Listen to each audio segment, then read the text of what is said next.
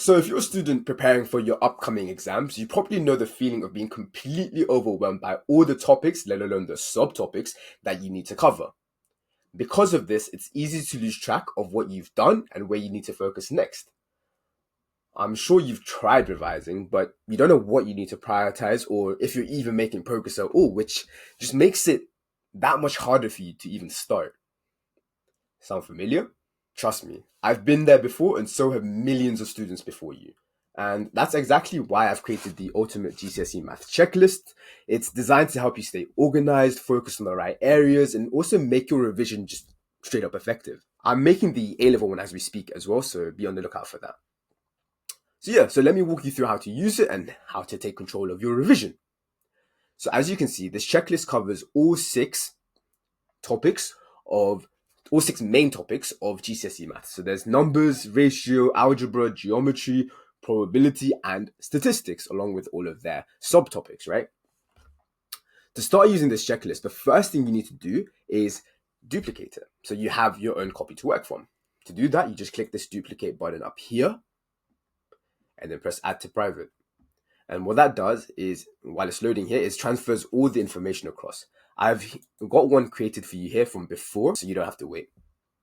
So once you've made your own copy and read the instructions here, feel free to delete it and to, just to keep things tidy. So I'm just going to delete that. I've made them, so I'm not going to read through them. So yeah, each subtopic actually has links to notes and worksheets as well. So to access them, you just click open and then you click the link here. After going through the notes, as you can see, there's actually an inbuilt traffic light system used to rate your confidence.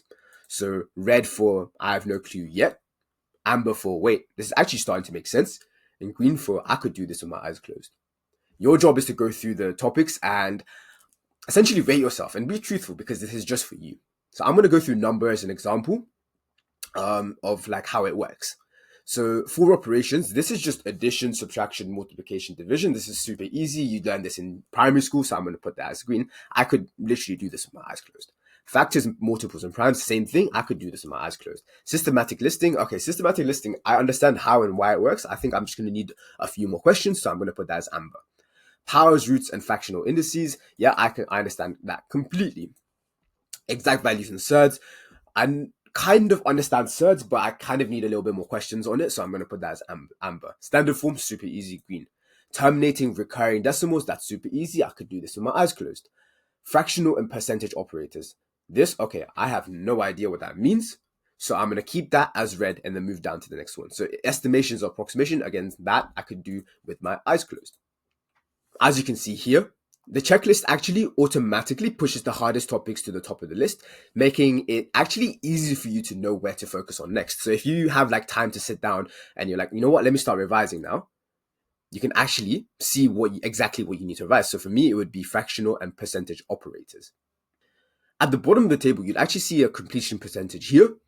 So you can actually see how much progress you've made. This only counts for the green bars. So if it's amber, if it's even amber, it doesn't count for it, or red, obviously, which makes sense. Finally, there's actually a breakdown of how the marks are distributed in your actual exams down here.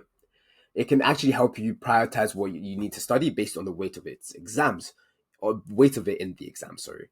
So there's number, is worth 15% in the higher tier. I'm just going to go through higher tier for today. So there's number is worth 15%. Algebra is worth 30%. Ratio is worth 20%. Geometry is worth 20%. And probability and statistics combined make up 15% as well.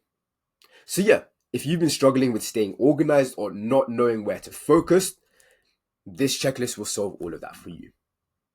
Dive in and use it to structure your revision and start working towards acing those exams.